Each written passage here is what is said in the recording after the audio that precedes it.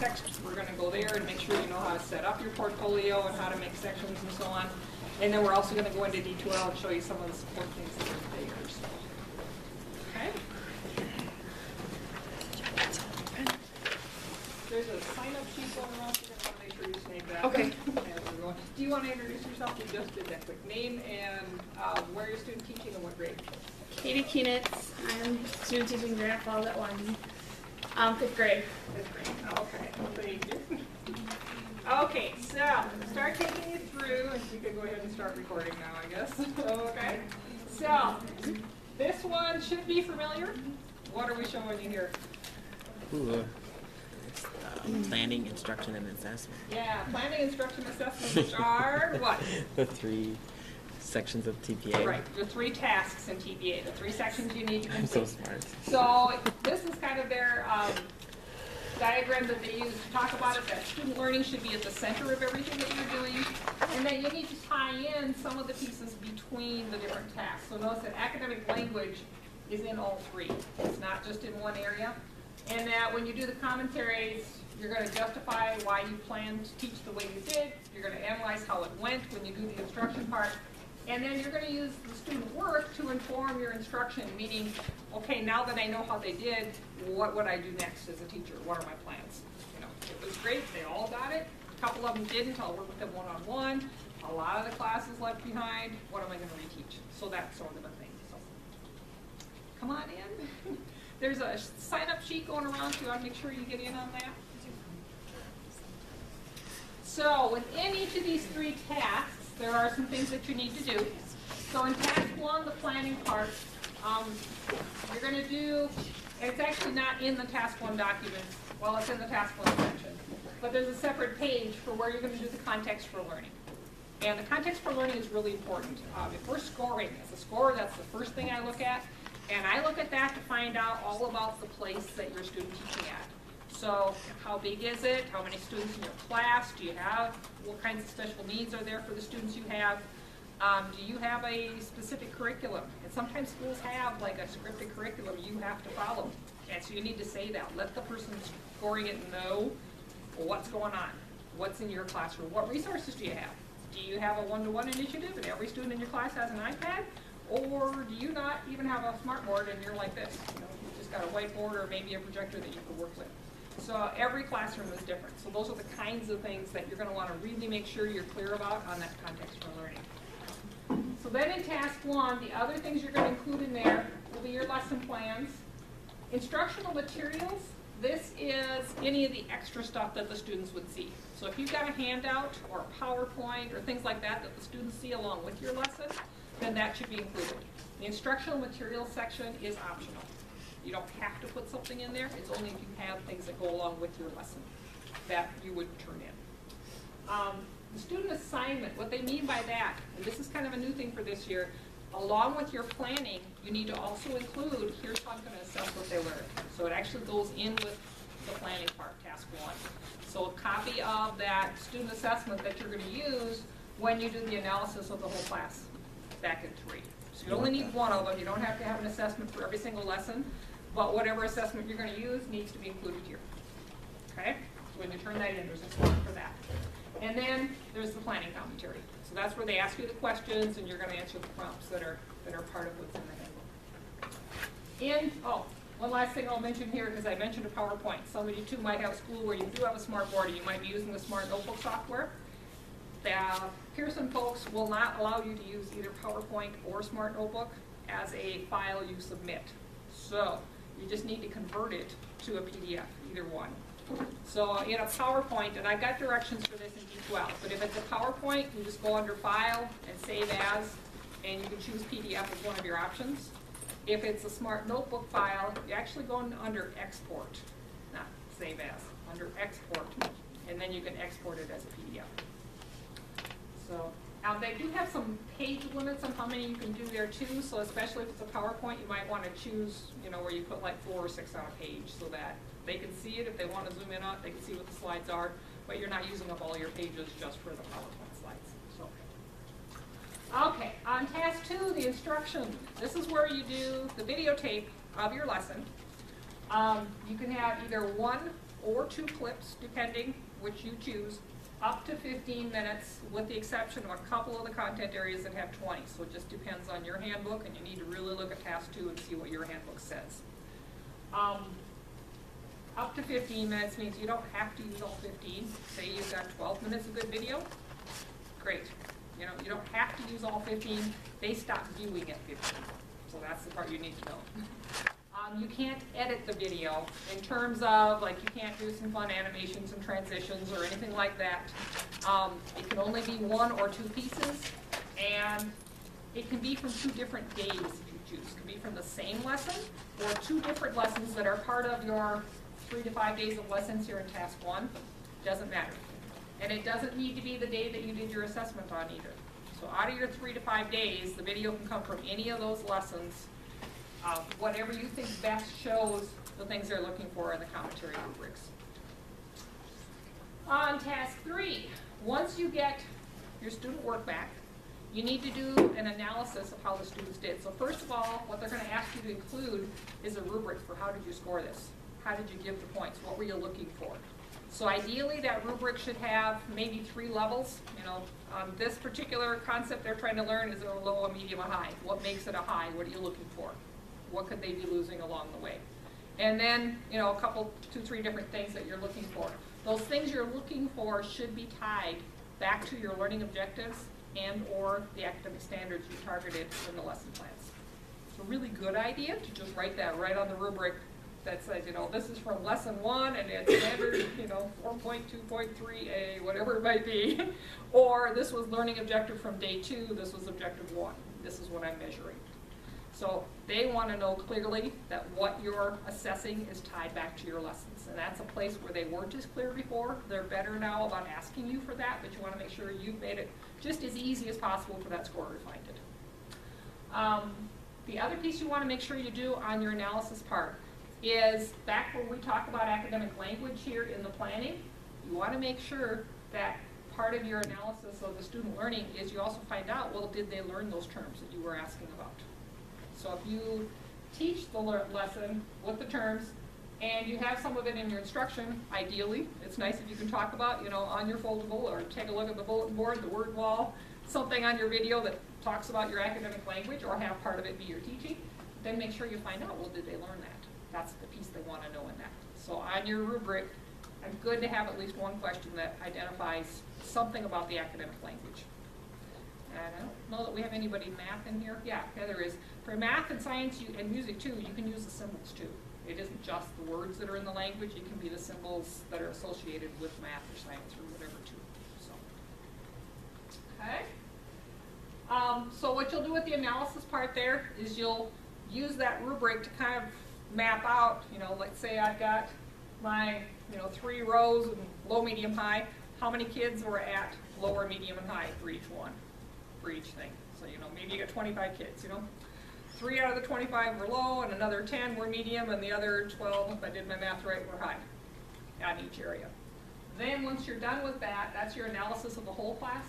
You want to talk about what were some patterns that you see, what did kids really understand, and what did they seem to be more confused with, or where were they places they were making mistakes. So the patterns are the big thing they're looking for. And then your analysis of the feedback to 3 particular students. So those students will be the ones you'll scan in copies of their student work.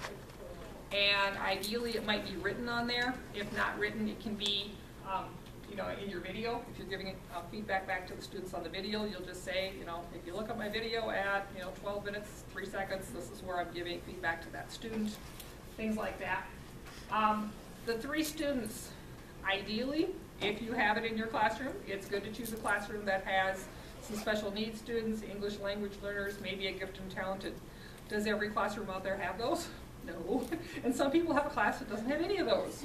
So if that's your classroom, it's okay. You're just going to talk then about what about your lowest achieving students, your average, and your highest achieving. Every class has that variety in your class, so you're really going to talk about what did you see for those 3 different levels in your class. And you'll pick samples of student work for those. And then the assessment commentary is going to ask you more about that, about what did you find out about their learning, what did you do specifically for the students with any special challenges in learning, and it's always about your next steps.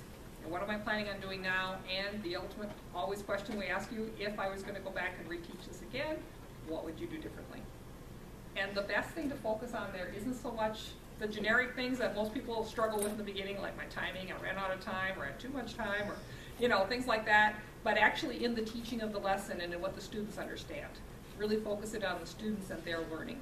What would you do differently to help them understand this better? Is there a different technique you'd use, a different strategy, a different activity? What might you do differently? Or maybe it went really well, and you want to talk about why. What did you do that really helped those students learn? So that's the kinds of things they're looking for in task 3. Okay? That's kind of the big overview of all of this. And we're going to dive into the pieces, so along the way, if you have any questions, just let me know. Okay? So, within each of these tasks, there are 5 rubrics, so 15 altogether. They're going to be asking you about the 3 areas: planning, the instruction, the assessment. The analyzing, teaching, and the academic language are a piece of at least 1 rubric within each task. So you'll see those separately as they go through. In this range of 1 to 5, a 1 is you kind of didn't address the question at all, or didn't really let them know what they were looking for. They're not finding evidence of it. 3 is where we really expect to be. 3 is the standard student teacher just getting ready to go out and have their classroom. 4s and 5s would be anything above that. 5 is pretty tough to get. We've had people get it. We've actually had quite a few 4s coming out from the last semester here too. So our students are doing well on that. A 2 is not terrible. A 2 just means, oh, you maybe didn't write about something as much as didn't address the whole question. You got part of it, not all of it. Or you're not quite there yet, but you're close, and that's what they're saying. This person's probably ready for teaching, maybe has a couple things to work on. Everybody does. So that's not, the end of the world to do that. If you have any of your rubrics that have a 1, you are going to need to fix that rubric, the prompt that goes with that rubric. So once the scores come back, if you don't have it addressed, we're going to ask you to go back, rewrite the prompt for that rubric. Generally, there's 1 prompt for each rubric and what you write about. And then you'll submit it, I believe, back to us is what it's looking like for this year. We'll have an address where that goes. We'll tell you it's a live text thing. You'll just do a submit for review. And then we'll have our faculty will be going through it and make sure. So we want you going out there knowing for sure how to do this. That, you missed that part, like, oh, too bad, see you later. That doesn't help you, right? That's not going to help you be a better teacher. So if there's something you don't understand, we want to make sure we help you get there. So we will ask you to redo anything that's a 1, and we'll score it and get it back to you so that you know what you need to do. So, okay? There is a sign-up sheet for those of you that are just coming in if you want to make sure we get it back to those folks. Okay, so as you get started, how many of you have started a little bit on your TPA? A little bit? Okay. So context for learning is always the first. You want to sit down with your mentor teacher and decide, like if you're secondary, which section are you going to use? You only choose 1 of your classes. If you're elementary, are you going to do literacy? Are you going to do math? What might you want to teach? Which part would you have in there? So pick out that piece. Make plans for your camera. We've got lots of them here at the Ed office, so you can borrow one from us, they're free, and figure out how you're going to get it back and forth to us. We don't put them in the mail because they don't come back in one piece of the mail. The mail people don't take real good care of it. So, but you can have them for a few weeks if you need to. You just email Carol, and she will help you figure out what you need to do with that. Carol was Start planning right along when you're planning your lessons. Be thinking about your assessment right away. And this is that whole, if you've heard about planning with the end in mind, or backwards design they call it, really you start with your standards. What do I need to make sure these students know and can do? And then your rubric. Well, how would I know that they do this? So do the rubric even before you start your lessons. Then you're measuring what it is that you're asking the students to do. That plan has to go in with your planning that assessment does. Like I said, make sure you align it either to your standards or to your objectives for that day. Question I get on that sometimes. Suppose you're teaching, somebody here's a 5th grade class. Okay, if you've got a 5th grade class and maybe the content they're covering for your TPA has some 6th grade stuff in it, is that okay? What do you think? Can you do that? Yes. Yep, or if it has some 4th grade things. When you see the standards, it says it's a 6th grade standard, what that means is that's the year it's going to be assessed on the MCAs. Doesn't mean you haven't talked about it in previous years. As a matter of fact, we hope you have, right? You're going to have to build up and get kids ready for it. Or you're in that 5th grade, but this is the 6th grade standard. Well, that's one of those you're preparing for it. Or you might be reviewing things from the year before, because many times you have to do that to help get them ready for the thing they're doing this year. So perfectly okay if the standard happens to be a level above or below, but just make sure again in your commentary that you talk about that. You know, this one's really addressing a 6th grade standard, we're at 5th grade, we're using it to prepare them for what they're going to need to do next year. And that's fine. But that way you let the scorer know that you know this. Okay, you know what grade you're teaching and where the standard's at. I just sent out to you recently directions for registering for your TPA. How many of you have done that already? Woohoo! Okay, for the rest of you, get it done this weekend, please. The only thing I would say on that is be really careful when you're registering that you get the right handbook. Last semester we did actually, they are letting me, at least occasionally, check on who's registered for what. And when I was able to pull out the list, I found 3 that had picked the wrong handbook. They either picked a Washington State one. You don't want to see the Washington State. They have 3 or 4 more rubrics that they have to do. You don't want to have to do that. Or there is a just plain elementary handbook out there. That's not ours. Like I said, you choose either elementary math or elementary literacy. There's also an early child handbook out there. We don't do that one either. Elementary math or elementary literacy. So you want to make sure you choose the right one. If that's now striking terror in your heart, and you're like, oh, I think I picked the wrong one, just call the folks at Pearson, and the number is on the end of this so that you'll have the phone numbers and the email addresses to say, hey, I chose the wrong one, I need to fix it. They'll help you with that. They can do that.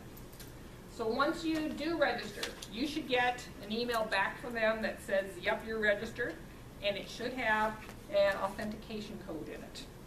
Okay? Did you get that? Okay, because I had one person who didn't, and I want to make sure. So that authentication code you need to hang on to, because you will have to enter that when you submit later. So good to just hold on to that thing.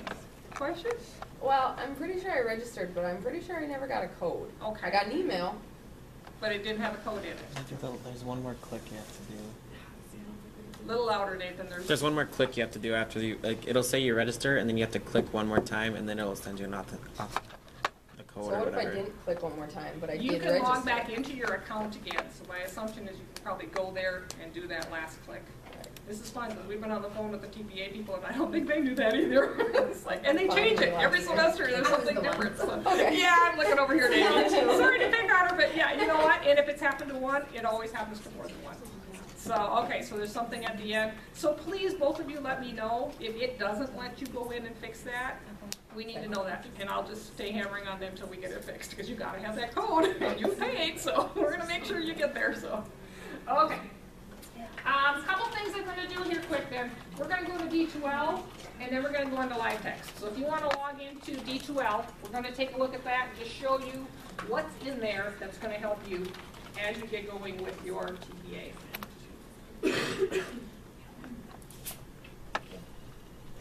So if you go in the student teaching section, we put them all together, and into the content area. And I'll just go up here to the table of contents. I'll run through this kind of in general. A lot to stay over here to do this. First of all, under the student teaching support material are just some things that you might find useful to help you with student teaching. There's some classroom management things, some parent-teacher conference ideas. Culturally responsive classroom management can be very helpful for you. So those are just kind of support materials in general. Then the next section here is the TPA information and support. This first one is just who it says it's for. Your mentor teacher, your school administrators, parents. This is a flyer put out by TPA. If your teacher hasn't heard much at all about the TPA, and there's a lot of them who haven't yet, go ahead and print that out for them, or email it to them, whatever. Your principal too.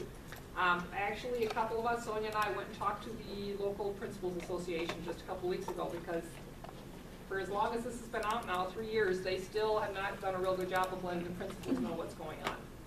So feel free to get that flyer to anybody. It kind of gives the overview of here's what you need to do.